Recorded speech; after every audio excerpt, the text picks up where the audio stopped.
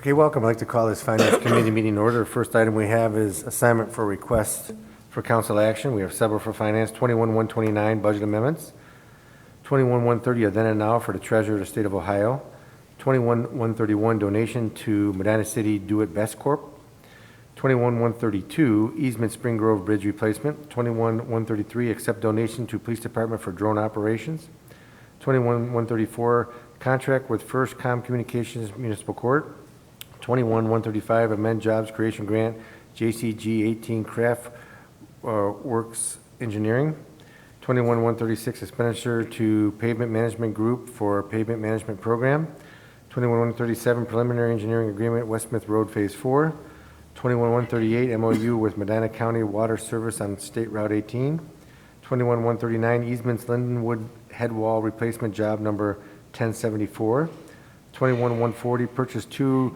108 SD conventional chassis plow trucks for streets, 21-141 restoration of 10% budget cuts from 2020, and 21-142 2021 annual codification update.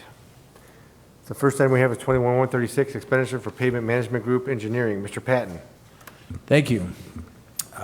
This request comes before this is a program to assess and rate and prioritize our city streets. I think a lot of you might know that we've done this in the past. 15 or so years ago, we purchased a software program and rated every street. We'd go out annually or semi-annually and rate them. That gave us the tools to where we spend our city maintenance dollars. Last several years, first of all, our program is way out of date. We tend to rely on our interns to do this work, and quite honestly, it's kind of fallen through the cracks due to our workload. With our upcoming bond sale that's going to be generating $2 million more, I thought it was a good idea to kind of reassess how we do that. Ever since we passed our income tax in '03, I think we've kind of picked the low-hanging fruit, the streets that we all knew need replaced. Well, we're getting to a point now where we have to prioritize. We have to decide which, I think there's some discussion at council about getting more residential streets and that kind of thing. If we do this will take the guesswork out of it and really shine a light on where we need to spend our money in terms of total replacement, reconstruction, maybe major rehab, maybe minor repair. So that's why we're bringing it before you. I did have James Golden here. He's the founder and CEO of Pavement Management Group. I asked him to maybe take a couple minutes, explain the program, and show us some of the end product here. James? How are y'all doing this evening? Appreciate the opportunity. As Mr. Patton has kind of alluded to, I'm James Golden, founder and CEO of Pavement Management Group. We're a nationwide pavement management services firm, consulting services for folks just like yourself, cities throughout the United States, on what we call the pavement management blueprint. You'll see that on your screen right here. Our tagline is data-driven decisions today, better roadway networks tomorrow. And I think that line sums up pretty much what Mr. Patton was just kind of alluding to. Instead of boring you all to death with some 20, 30-minute presentation, I'm going to kind of go over what we call the pavement management blueprint, give you some insights into our deliverables and how we can work towards making Medina's roadways as good as they possibly can, maximizing tax dollars, our general fund dollars, and putting those things to good use. So who are we? Nationwide services firm. I got my start in pavement management at the ripe old age of 19. You can see I'm bald with some gray hair nowadays, so I've been out there doing this for quite some time. I started my own company about 10 years ago, and Pavement Management Group has just turned around 4 years old. Made a little bit of a pivot, aligned myself with a civil engineering firm back in 2017, and we've been performing this type of scope of work ever since throughout the United States. Just in last year alone, we've analyzed over 5,000 miles of roadway following this type of a process. So what is pavement management? At the end of the day, it's a systematic approach to the annual maintenance and repair of your roadway network. We have a specific scope of work and system set that we use to do that. We're all about keeping things simple. We've seen the old KISS analogy before, right? Our process really boils down to applying the right treatment to the right pavement at the right time. And through our unique set of deliverables, that's how we can arrive at those types of conclusions. We start out by defining the goal, maximizing the annual maintenance and repair budget, maximize those taxpayer dollars, working towards extending the life of your roadways out there. So why do you need a pavement management system? Because what gets measured gets improved. I think we can all kind of align ourselves on that one. I'll kind of leave my hat on this with this slide right here. Let's take a look at this action plan or this scope of work in actual real time, if you will. So our team is going to go out there and organize your entire roadway network system. You've got all these miles of roadways out there, some concrete, some asphalt pavements, right? We've got arterial roadways, collector roadways, residential roadways, maybe cul-de-sacs. We're going to organize everything under this pavement management blueprint. And the best way to kind of illustrate that, if you will, is an Excel spreadsheet. We're all aware of spreadsheets. You know, we've seen those, and maps. So let's take a quick look at this spreadsheet right here. You can see this is our inventory and condition list. We can imagine having every single roadway. Let's see if this is going to work here.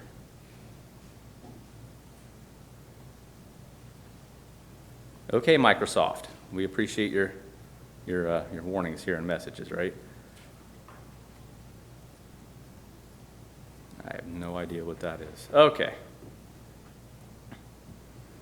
So here you can see a list of roadways from A to Z in this perspective here on your screen. You get to the top here. It's not showing, is it?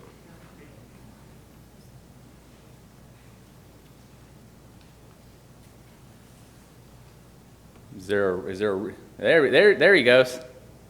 Maybe just catching up to me. So organizing your data set, your inventory. It's very important to not just look at conditions, but what we have. Here are all of the roadways in this specific city. I believe this is the city of Marietta, down there in the Ohio River. You can see we've got every street name, section ID, from and to, length, width, the area. That rank classification, prioritization was mentioned, is very important. What type of surface type this is, how many lanes, type of curb, type of shoulder that it's got, the last time it was inspected following an ASTM inspection I'll talk about here in a second, and what that current condition is, 0 to 100. How many remember being in grade school and you got a C or a D on your report card, right? No one was very happy. The American Society of Civil Engineers every 4 years rates our infrastructure as a whole, and it's consistently coming back around a D+. Okay, so 0 to 100, we're able to prioritize, we're able to get those benchmark scores, create condition categories. So from the engineering and public works perspective, we've got great information just in a spreadsheet.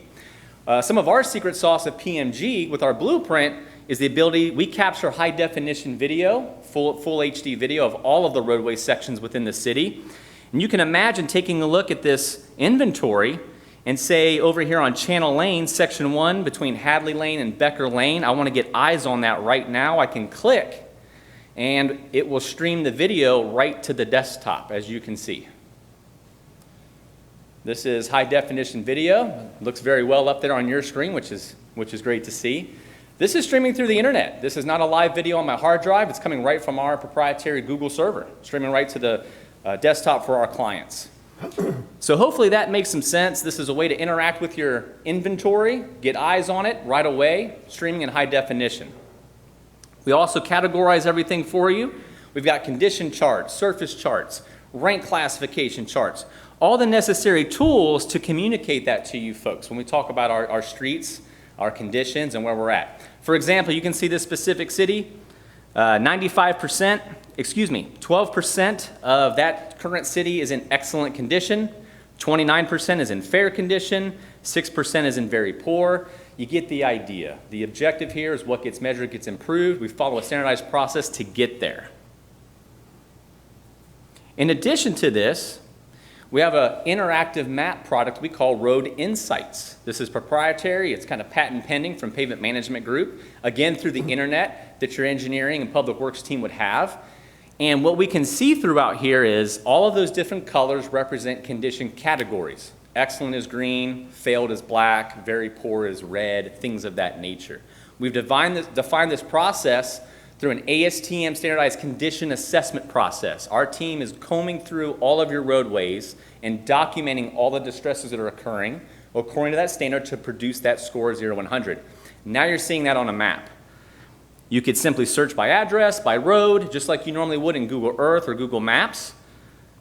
I'm going to zoom in here to kind of save some time. You can see, you can pan around the map, for example, just like this. And by clicking on the segment, it's giving us the information about that roadway right away. while clicking on one of these blue dots, this is our geolocated video. So not only is our video high definition and a great view and image and representation of what's happening out there, it's geolocated. You can see each dot represents that interval. I can click on a specific location.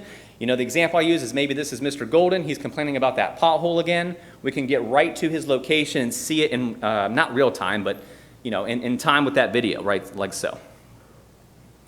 So those are the deliverables through Pavement Management Group, you know, and I could go on and talk about this all day. It's a passion of mine. I've been doing it for 22 years. But I'll kind of leave this open up to you to ask some questions and things like that and get some feedback. The other thing to maybe note is we absolutely will connect with your GIS-based system. You already have an internal GIS system. We will take that and match all the pavement management data so you have that internally as well. Any questions?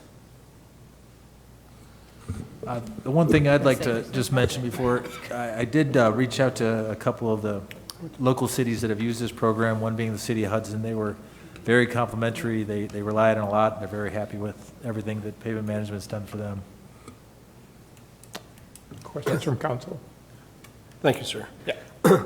I know in the past when we have had some interns in the engineering department that went out and compiled the lists of our miles of roads, we are aware that the list is a fluid list. In other words, Street A may be in dire need of our concerns, but by the next year, if we haven't done anything, that may have moved down the list. That's right.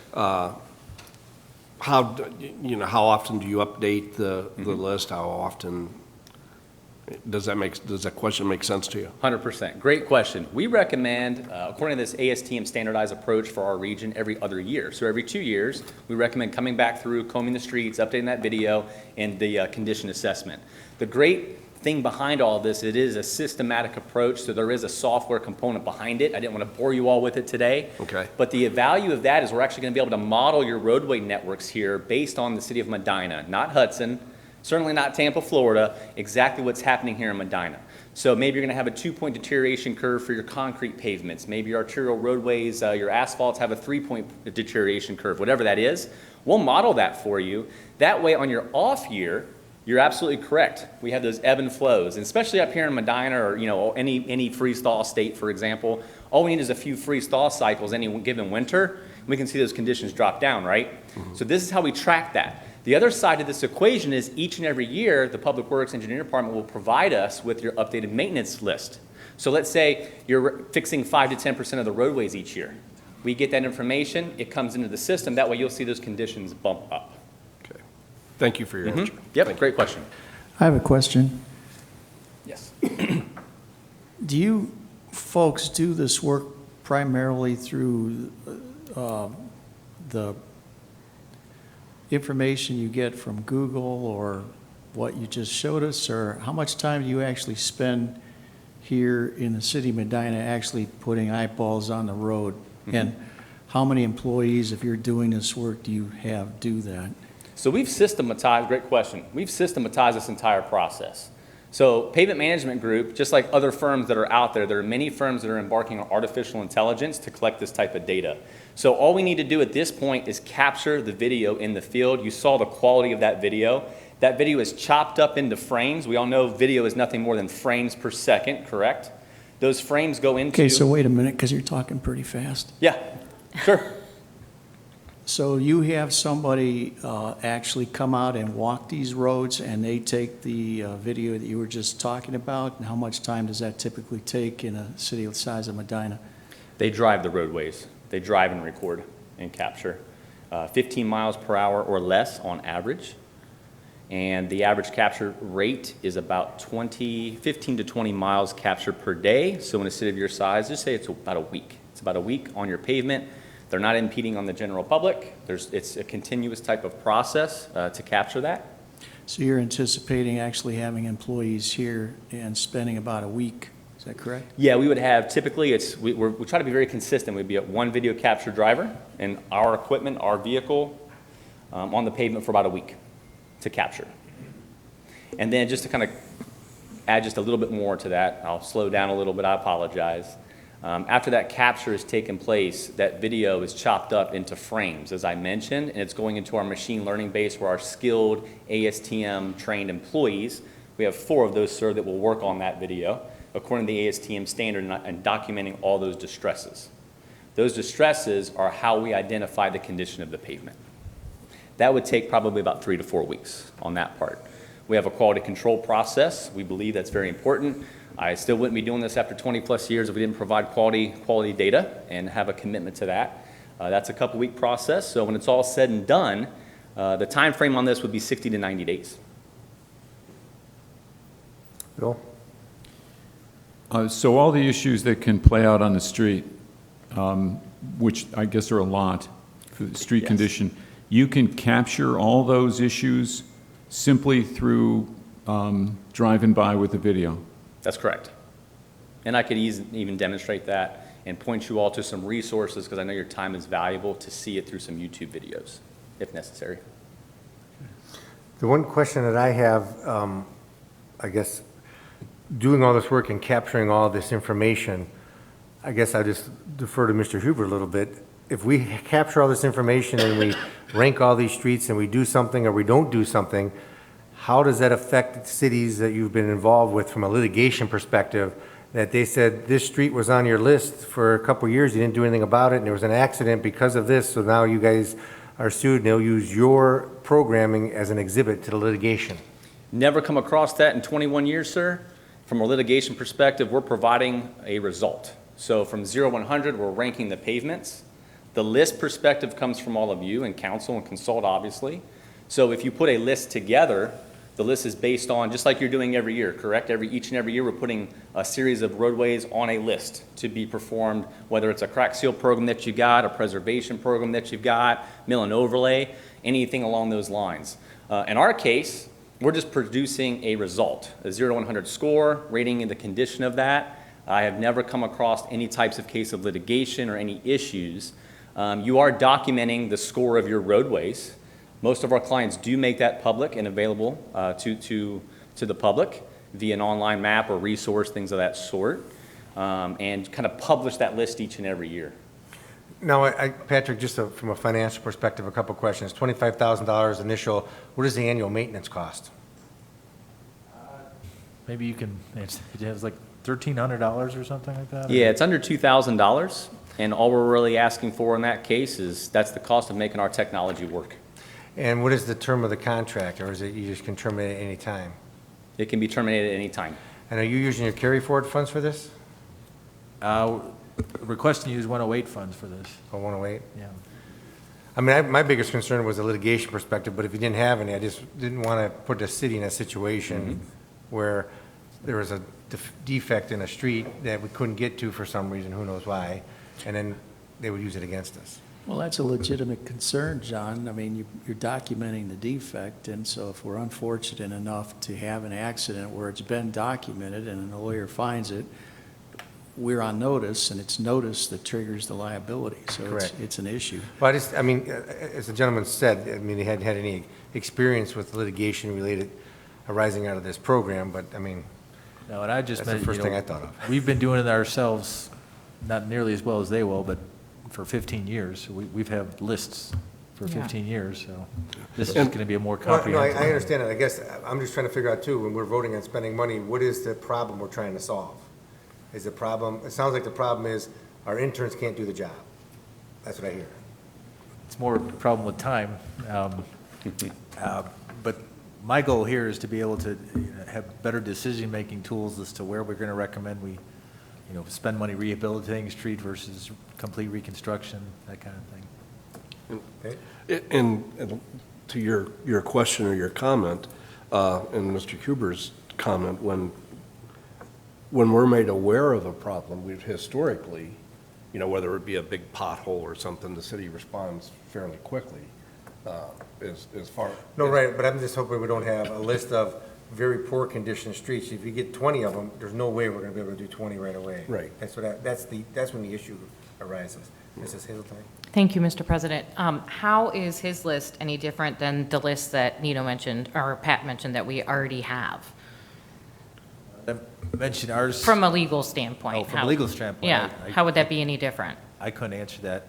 I would point out also, NOACA and ODOT do annual ratings themselves of the, first of all, the state routes, and NOACA, the federally funded routes, like State Road, Smith Road, Huntington, State Road and Smith Road right now have sections considered very poor. I don't think we're creating anything here that's, really it doesn't exist already. And what sections are those? Or no? So there's kind of a precedent in place already when you look at ODOT. Have they been sued because they identified a problem road and it wasn't fixed quickly enough? That I'm I mean, aware of. I'm sure you don't Yeah, know I offhand, don't know, but- and I've never heard of anything, but I didn't ask that question either, though. Mr. Rose? Thank you, Mr. President. This software and the photography that's taken, it shows the surface condition, and it shows certain stresses. Does it help identify the underlying problem that's causing that, and how does that work? Yeah, absolutely. Great question. That ASTM standard that I've referenced a couple of times for the inspection process, it was developed by the U.S. Army Corps of Engineers back in the 1990s. It became a standard in the 1990s. And part of that, it states that there are up to 20 different distresses that can occur in asphalt pavements, 19 that can occur in concrete pavements. When you take a look at those two, the distresses are based against climate-related and load association. So through this process, we are able to identify which ones are load-associated, structure, and climate-related. And then does this program then also recommend a type of fix for it? That said, okay, you've been doing this, now it's better to do that, to repair that? Yes, that's customized to the city of Medina, maintenance and repair policies that are in place here or that would like to be looked at. So this is a thing where it's a software tool, right? So we can put in the variables and customize that and tailor it to the program, the mission, the agenda here, and then it will absolutely make those recommendations along with our input. And I think that when it comes back to like what problem are we trying to solve, data-driven result today, better roadways tomorrow, we have a standardized, objective approach to how we're measuring the condition of our pavements, and we can correlate those to maintenance recommendations. Yeah. I would just like one more I'm sorry. No, go ahead. We all know that the engineering department, as limited as the department is, has had an awful lot on your plate for a lot of years, and it's not going to get any emptier. I would accept Mr. Patton's recommendation not to make his job easier, because it in return may actually increase the workload as far as things that we may not have looked at in the last year or so. But I would be in favor of this program. And sir, it sounds like you've done, in the last 21 years, a good job of starting up a business and maintaining it and helping a lot of communities. So I would be in favor of this. Thank you. So Patrick, typically, how many interns would you hire in a year? We just get one every summer for usually about 10 to 12 weeks. Okay, so very little money, right? Very little expense? Yeah, correct. Okay. The other question I have is, this does roadways. Are you able to do sidewalks too? At this time, we're not focused on sidewalks. It's not with, I've been a part of those projects in the past. It's something that we could take a look at down the road, but Well, I don't know. I think we have our interns do the sidewalk program. I didn't know when you're driving down the street, I mean, of course you can see the sidewalks. I mean, I was going to ask you, John, as a follow-up to that too, what about like our roads through Reagan Park, the cemetery with, parking lots, fire station parking lots in our parks? That's a good question. I haven't discussed that with them, but we can look into it, I think. yeah, we do a lot of parking drives. lots, airfields, anything pavement related. Park trails, we have several clients outside of Columbus, for example, have extensive trail systems we go through, and we use a gator type vehicle, low speed, obviously. We're not there ripping around and racing on the bike trails, but we use the same process. Everything starts with that capture, and that capture feeds into our system, and we do the rest of the work.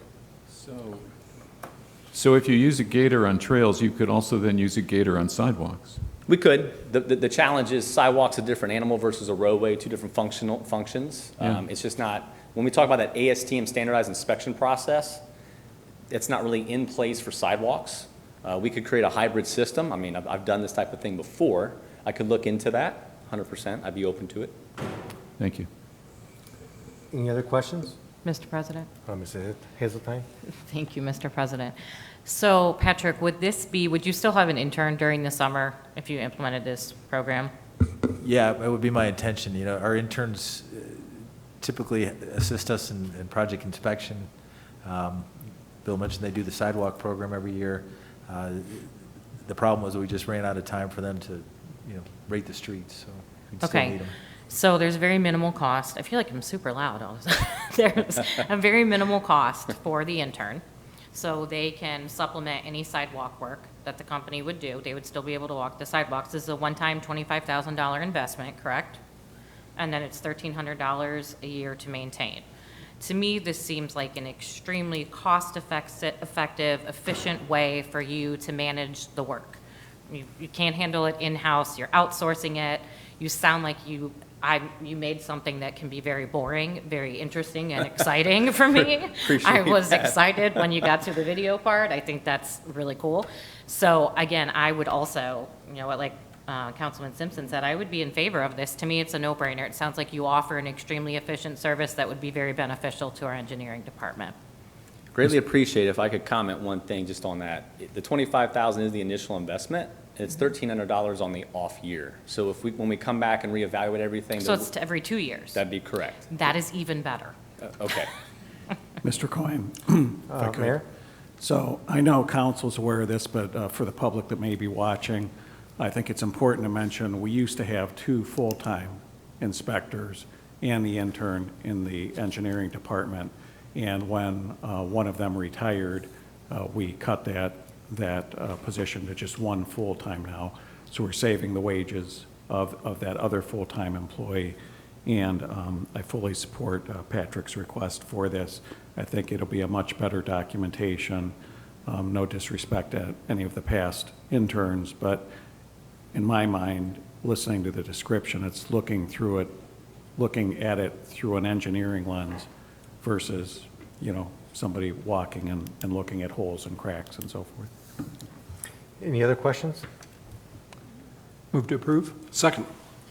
All in favor? Aye. All opposed? Motion carries. Thank you. Thank you all very much. Enjoy your evening. Next one we have is 21-122, elected official salaries, and I think Annette from the Charter Review Commission's here, maybe to give us an update. If you can go to a mic, I don't know if there's a mic available. I guess you can go by Mr. Huber if you want to go by Mr. Huber. I'm not sure if you do. Sorry, Mr. Huber. Sorry, Ned.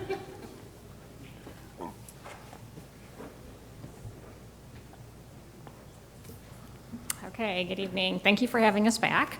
Stacy was unable to attend tonight, so I'm the B team. I was supposed to have a co-present, somebody with me, and he obviously ditched me. So I do apologize for that. You are stuck with me. In review, we did meet rather quickly. Looked everything over. Stacy's amazing with her spreadsheets. She plugged in all different kinds of numbers, and we determined the level of comfortableness everybody had with the raises. She has some interesting information. I don't know if she turned it into the committee or who had it. But what was received in the past, over the past 4 years for the mayor, the finance director, and city council. And then in reviewing the information that Keith presented during the last meeting, how we are actually a little bit low in salaries compared to other areas. We came up with our analysis. So mayor and finance director, comparable salaries from Strongsville, Brunswick, Wadsworth, and Worcester were reviewed in comparison with these positions. For the mayor, only a comparison with Brunswick was considered since the other city administrative structure did not allow for a fair comparison. The committee also discussed the economic outlook and the inflationary pressures on the cost of living, based on the fact that the mayor and finance director salaries are below the average of these surrounding cities. The anticipated increase in the cost of living was slightly higher than previous years. It seemed appropriate. City council, comparable salaries from Strongsville, Brunswick, Wadsworth, and Worcester as well. We're done. In regards to the OPERS, the 24 and 25 was reviewed first, so 2024 and 2025 is what we focused on. Adding to the discussion was the minimum monthly salary requirement to earn the health care coverage, which we know some said wasn't really a consideration due to the fact of the longevity that was needed to qualify for that. Medina's current salary is sufficient to earn a full year's credit. in the minimum salary. So the committee felt that a 31% increase in 2024 to reach the $12,000 threshold was not necessary at this time, and nobody was really comfortable with that. So instead of that, we thought of a cost of living adjustment, and we'll work towards that amount to close that gap over the time. So City Council President, comparable salaries from Strongsville, Brunswick, Wadsworth, and Worcester were reviewed, as well as the 50% differential from other council members. Because the current salary is above the average of the surrounding communities, coupled with the raise recommendation for the other members, the committee felt the differential could be reduced instead. So our recommendation for the mayor was 2.5% raise to be adjusted for the, excuse me, to be adjusted for the 27 years with 27 pays. So you can see in year 2022, it was 88,759.32, and then the adjustment of 2.5% over the course of that time through 2025. Finance director, we also recommended 2.5% to be adjusted for the years with 27 pays. Starting pay 2022 at 94,306.68, and then to increase from there. City council, we recommended a 10% raise every year. So in 2024, it would be raised to 10,098, and in 2025, 11,107. And then the city council president, again, a 5% raise. So in 2024, it would go to 14,464, in 2025, 15,188. That's what our committee was comfortable with. Like I said, we took those recommendations from Keith. We received the report from him, and we reviewed it. That's where we are. Thank you. Well, thanks for all the time you put in. Yes. Any questions or comments? I mean, I don't know if we want to vote on anything tonight, or you want to digest this a little bit. If we have to do something, it has to be by the next meeting, of course, with the emergency clause, so it has to be in effect prior to August 4th, I believe it is. So, I mean, I don't know what everybody feels like, but, I mean, this is, thinking about it, I mean, I can't make a decision tonight. I don't know if you guys can. Mrs. Hazeltine? Thank you, Mr. President. I just wanted to comment as far as council goes. I don't know how the rest of you feel. I think we discussed last time. We don't really do it for the money. So I would be against a raise for myself. No offense, guys. Other questions? Paul? Thank you, Mr. President. I echo Councilwoman Hazeltine's thoughts as far as a raise for council, but I also would ask that we separate this into two motions, one for the mayor, finance director, and one for council. Agreed. Okay. Good idea. Bill? No, I'm in agreement here with these two, and like I said last time, I really think the council should simply get a stipend, like a $500 a month stipend would be fine. I'm not in favor of a raise. Any other questions here? How do you guys feel about it? You all know I'm for it. I believe your time is worth something, no matter what job you're doing. And we're talking about not just ourselves here, but what the future of council is. So whoever that may be that's sitting in these seats in the next couple of years, I believe that their time is worth the money. It's worth paying them. Is everybody okay doing a next meeting, doing it all from the finance to council, if an emergency clause for both, if we want to do it that way, or do you want to feel more comfortable trying to figure it out tonight? Yeah, that's it. That's okay with you? Okay. Yes. Yes. It'll be a secret? Don't mention secrets here. No. I guess we'd have to figure it out at the time and make a proposal, and if the proposal that was made, it would probably be the same legislation that the proposal was made by the Charter Review Commission, because I don't hear anybody trying to challenge this Charter Review Commission's recommendations. The question that I hear up here is whether they'll vote for it or not. So it sounds like if there's legislation to be prepared, it'll be based upon the recommendation from the Charter Review Commission that was just made. But two different ones. Yes. And the question would be then at the next meeting whether there'd be support for, one or the other or both. That's kind of what I hear. Right. Okay, all right. Do you have that? Good to go? Sounds good. Okay. Thank you. Thank you for all your assistance on that. Thank you. 21-123, 2022 tax budget. Mr. Durham? Well, thank you, Mr. President. This is tax budget. Looks a lot like all the other ones. We do this every year. It's the basis for the county's revenue estimate under which we have to do our budgets. There's really not any significant changes. The estimates for expenditures come from the most recent 5-year plan that is available at the time I make this up. And this is due, the emergency clause is on this one because it's due. July 20th. Any questions on this? Mr. Durham?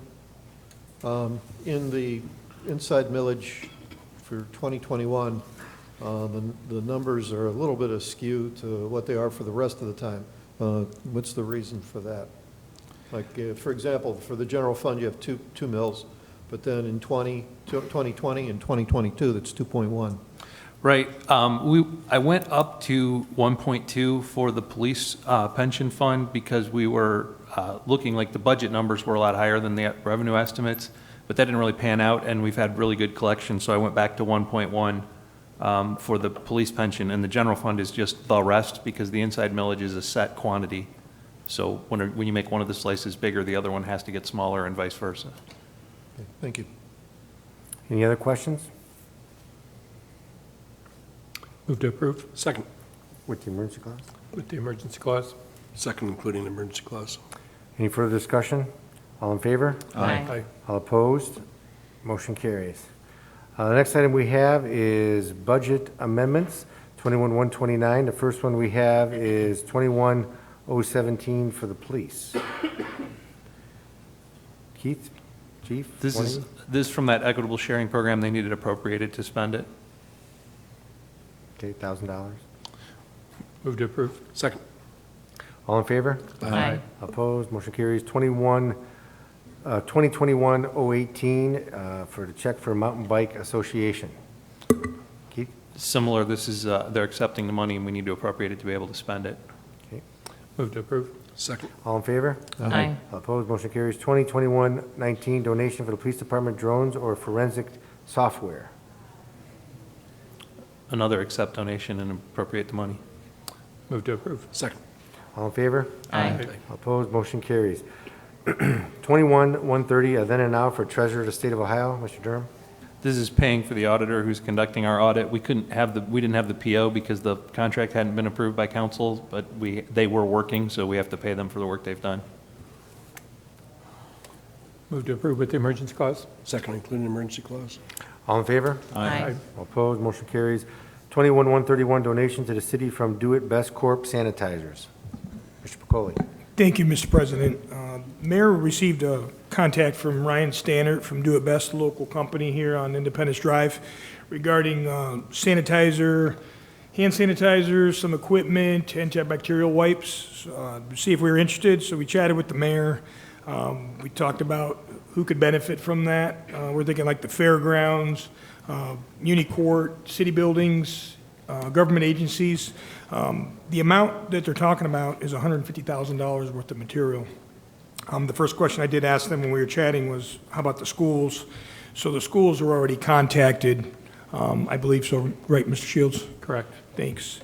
So we're looking at 80 pallets. I mean, it could literally fill this room. We have received about half of it, 40 pallets of antibacterial wipes and the rest sanitizer. I mean, it's just a huge amount. So we received about half of it, and we'll probably start with the fairgrounds here. We just want to have the council bless the donation if it's acceptable. Thank you. Any further questions? Thank you. Move to approve. Second. All in favor? Aye. All opposed? Motion carries. 21-132, easement for Spring Grove Street Bridge replacement. Mr. Patton. Thank you, Mr. President. Earlier, council had accepted 2 of the 3 easements we need to complete this project, the replacement of the Spring Grove Street Bridge. This is the 3rd and last easement we need to acquire. Any questions? Mr. President, Mr. Shields? this involves my employer, and I was involved with it, so I'm going to abstain. Move to approve. Second? Any other questions? All in favor? Aye. All opposed? Abstentions? Aye. Motion carries. Next one is 21-133, donation to the police department for drones for forensic software. Chief Kinney? Thank you, Mr. President. We had a Medina city resident come in and wish to donate $7,000, but did so anonymously. And and we'd just like to thank him for his generosity, and this would go towards either the drone program or some forensic software for the detective bureau. Any other questions? Move to approve. Second? All in favor? Aye. All opposed, motion carries. 21-134, contract with First Com Communications Municipal Court. Cindy? Thank you, Mr. President. The court would like to start replacing their current phone system. Right now, we have a PBX system that's probably been there since the time of the building was built. It's starting to fail. So with the law director's approval on this contract, we would be able to replace the phones, replace the system, and be updated and not have to worry about power outage for that. Mr. Huber, have you reviewed the contract yet? I did. Looked like it was a good contract. Okay. Any other questions? Move to approve. Second? All in favor? Aye. All opposed, motion carries. 21-135, amend job creation grant number JCG 18 Craft Works Engineering. Mrs. Marshall, is this you? Yes. Yes, thank you, Mr. President.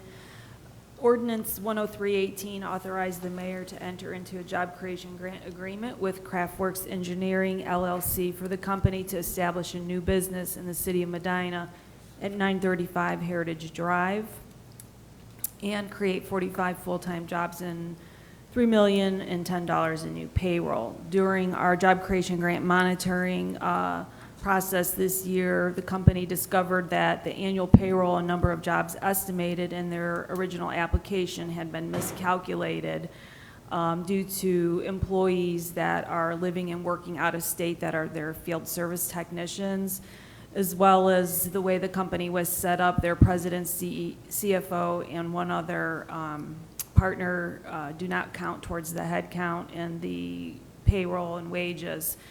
So when we met with them and they explained that to us, I asked them to send us a letter requesting the amendment.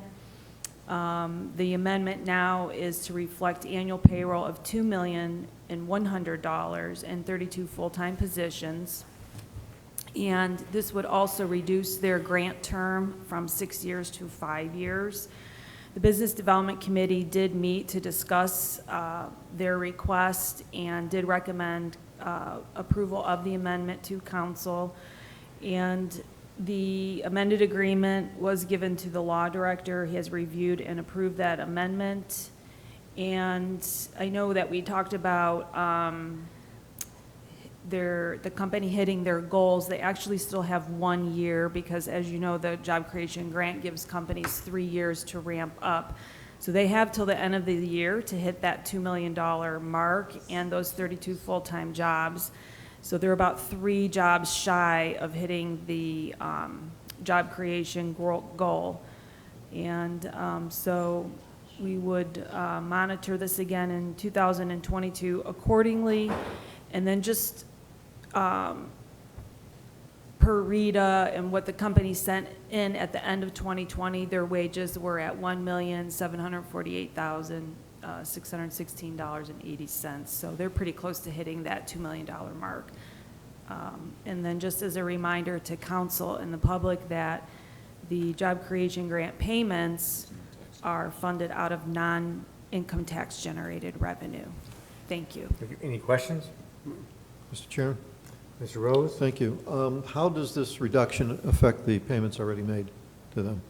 We have not paid out anything on the grant yet because they have a 3-year period to ramp up. And so they have till the end of this year, and that will be the end of their 3rd year. Okay. And then we'll monitor again. It's just that the error was discovered this year through the monitoring process. Okay, all right. Well, thank you for catching it and keeping everything Yeah. in the right square. And Thank you. just one other item to note that we did have one other grant, a similar situation happened with another company, and we did amend that one as well. Thank you. Any other questions? Move to approve. Second? All in favor? Aye. All opposed, motion carries. 21-137, preliminary engineering agreement, West Smith Phase 4. Mr. Patton. Thank you, Mr. President. Our upcoming reconstruction project at West Smith between State and South Court, as you know, crosses the Wheeling Lake Erie Railroad. We need to get their permission to get a permit secured. In order to perform work in their right-of-way, the work would be, first of all, pavement replacement. We are going to bore a new water line underneath the railroad crossing, sidewalks, of course, and we need to extend the length of their grade crossing. They want us to enter into this agreement in order to allow them to do the necessary engineering review of our plans so they can hopefully issue an approval. So that is what this agreement is for. Thank you. Did Mr. Huber review this agreement? He did. I did. It looked like a good agreement. All right, any other questions? Move to approve. Second. All in favor? Aye. All opposed? Motion carries. 21-138 MOU with Medina County Water Service on State Route 18. Mr. Patton. Thank you. We've talked at another previous meeting about our desire to abandon some of our large water main on the east side of our city. In order to do that, there are a few neighborhoods, a few condo associations where we have to transfer service. They're outside the city, but they currently receive city water. These would become county customers. In order to do that, there is some physical work that needs to be done to complete the transfer. We came up with this memorandum of understanding with the county, basically laying out the work that needs to be done and showing that the city and the county would each pay for 50% of the cost to that work. Greg did review this MOU, as did the county prosecutor. Thank you. Mr. Huber, I assume it's a good agreement? Okay. Any other questions? Move to approve. Second. All in favor? Aye. Opposed? Motion carries. 21-139 easements for Lindenwood head wall replacement, job number 1074. Mr. Patton. Thank you. There's a head wall that allows the city storm sewer from underneath Lindenwood Lake to be released. That head wall is in dire need of replacement. We needed two easements to be able to complete that work, and these are those two easements. This is not part of the cost of the renovation or what we're doing with Lindenwood? No, this is at the inlet side of the lake. It's city storm sewer in our head wall. Was this identified during the process of redoing their lake? Is that how we identified this, or how did we identify the issue with the head wall? This came through our street department last year. And I'm not sure how they discovered it, but we went out, it's today, you can see it, it looks like it's about ready to tip over, so. No plow truck hit it or anything? We're good. Yeah. If they did, then we They got were other inspecting the outfalls. All right, any other questions? Move to approve. Second. All in favor? Aye. All opposed? Motion carries. 21-140, purchase of two 108 SD conventional chassis plow trucks for the Streets Department. Mr. Pacoli. Thank you, Mr. Coyne. So as we spoke about in the budget process, we're looking to purchase two plow trucks complete. Valley Freight, the price for each one is $167,084, as you can see. They are willing to give a trade for the two vehicles that we're looking to trade in, or actually, they'll be replacing truck 66 and truck 68. One's a 1997, the other one is a 2000. So we've gotten 23 years out of one and 21 out of the other, which is long time. Well served for the city. At the same time, we may not see these vehicles until March, is what we're understanding. They're about 9 months out. Any questions? Mr. Pacoli, Mr. Chair. Mr. Rose? Thank you. The manufacture of these vehicles impacted by the chip shortage? They are, that, we were talking about that earlier. So these chips, even in our, we were talking with Patrick, he needs a replacement on a pickup truck. We're looking at 28 weeks, 7 months at a minimum, and it's just been difficult. I've been told by somebody who recently retired from General Motors that these chips can be made optional if you, because I understand that the chips are just the ones that allow the cars to stop when you put the brake on and then start up again. Sounds important. Yeah, it's kind of important. But what I mean is you take the chip out and the engine just keeps running when you stop at the stop sign. It doesn't stop and then start again.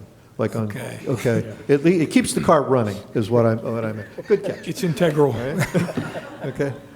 But, so I don't know if we could, if that's an option, maybe we can Does that affect the efficiency of the vehicle and how long it will last if it's running instead of stopping and starting? Yeah, I don't know that answer. I don't know if that affects the plow trucks, just like the passenger trucks with the circuits and so forth, but we can inquire about that. Okay, just a thought. Okay, thank you. Any other questions? Move to approve. Second. All in favor? Aye. Thank you. Opposed? Motion carries. 21-141, restoration of the 10% budget cuts from 2020. I kind of put this on as discussion. I did receive some more information from Keith today. The department heads, if you see, you got a memo from all the different department heads regarding the restoration of the 10%. We talked about it. The only question I had is just trying to figure out, there was some money that came from the ACA, I think that's what it was called. CARES. The CARES Act funds, and then there's more funds coming. The question is, some of it were used for capital improvements throughout the city. Some of it was used for operations to a lesser extent.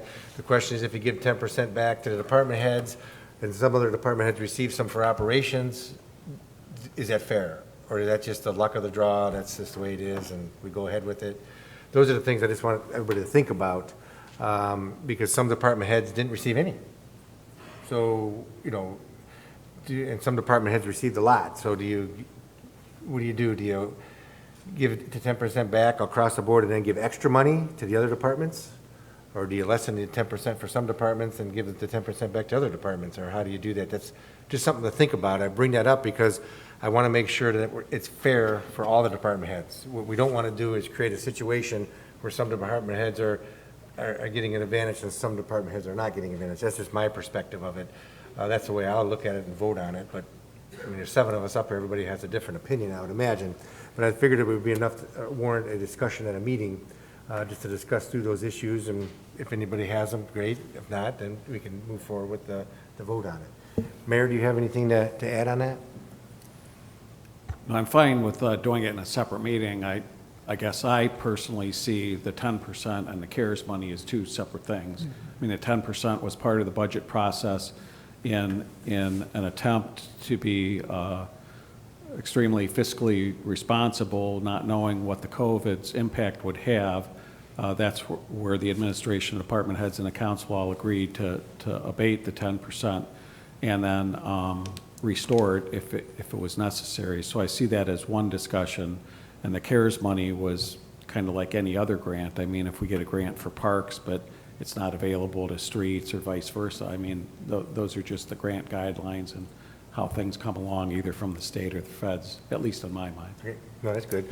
So there's another point of view. So everybody think about what they want to do with respect to those funds and how you want to handle them, because we're going to receive more funds. We don't really know how much, because it keeps changing day to day. Yeah, or when, but there'll be some additional funds coming. And I mean, it's good discussions. I guess, we just have to figure out, it's funds coming. The goal of the city, we're pretty good from a financial perspective. We want to keep it that way. How do we handle that? What do we do with it? And how do we move forward with these additional funds coming to the city? So those are things we should think about. Any comments on that? Mrs. Hazeltine? Thank you, Mr. President.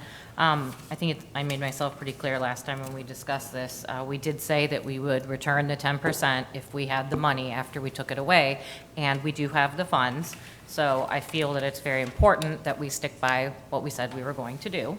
Integrity is very important to me, and I feel like that would be compromising the integrity for the case of money, which is what people say about politicians all the time, and I don't want to be that kind of politician. I want to keep my word. Just an example where you said the CARES Act money, some people got more. I don't think Chief Kinney would have asked for a new locker room for quite a while as part of his budget, but consequently he got one because of the CARES Act money. So a lot of people ended up with things that they would not have requested in their budget just because they had the funds to do it, and it was very specific as to how they could use it. So I would vote in favor of returning the 10% to all the departments. Okay. Any other questions? We're going to discuss, we're going to have a meeting. Yes, We're going that's correct. to go through this whole thing. You just wanted to plant a seed in your head for the next meeting. That's all. I got plenty I don't have any more room in there for my seats. I'm good now. All right. Are you sure? All right, so 21-142, the 2021 annual codification update. I guess that just comes from Mrs. Patton back there, the council office. Move to approve. Second? Any questions? All in favor? Aye. All opposed? Motion carries. Is there anything else to come before finance before we recess into executive session? Okay, I will make a motion at 6:56 PM to enter into executive session for two purposes. The first purpose is to consider the purchase of property for public purposes if premature disclosure of information would give an unfair competitive bargaining advantage to a person whose personal private interest is adverse to the public interest. And the second reason is conferences with the law director for the city concerning disputes involving the city that are subject to pending or imminent court action, to include the mayor and the law director. Anybody else needed? Will clerk please call the roll? We need a Oh, second. did you second that? You can Second, second. sorry. There you go. He did. Clerk please call the roll. Lamb. Yes. Rose. Yes. Shields. Yes. Coin. Yes. Simpson. Yes. Heffinger. Yes. Hazelton. Yes. Motion passes. We'll be recessing into executive session to discuss items that Mr. Shield mentioned. We will be coming out of executive session, taking no action from any matter discussed in executive session, reconvening finance and adjourning finance, and then moving on to council. We are in recess.